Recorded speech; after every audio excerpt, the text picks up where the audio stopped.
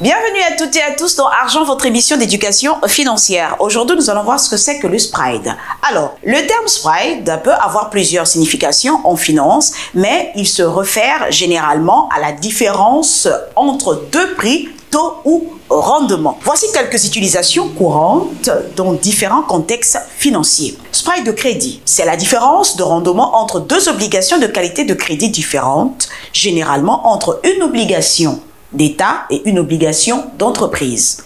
Le spread de crédit reflète le risque supplémentaire de défaut associé à l'obligation d'entreprise par rapport à l'obligation gouvernementale considérée comme sans risque. Plus le spread est large, la perception du risque de crédit est élevée.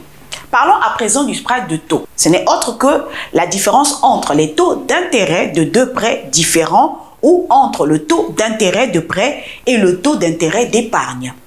Dans le contexte bancaire, cela peut désigner la différence entre le taux d'intérêt que la banque paie pour les dépôts et le taux qu'elle charge pour les prêts.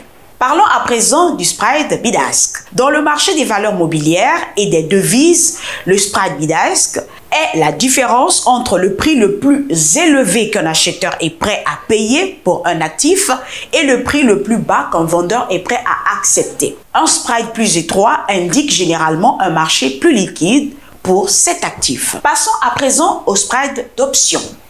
En trading d'options, un spread fait référence à une stratégie qui implique l'achat et la vente simultanée de deux ou plusieurs options sur le même actif sous-jacent, mais avec des prix d'exercice ou des dates d'expiration différentes. En conclusion, le spread est donc un concept clé dans divers domaines de la finance et est utilisé pour mesurer la différence de prix ou de taux, ce qui peut être indicatif du risque, de la liquidité ou d'autres facteurs de marché.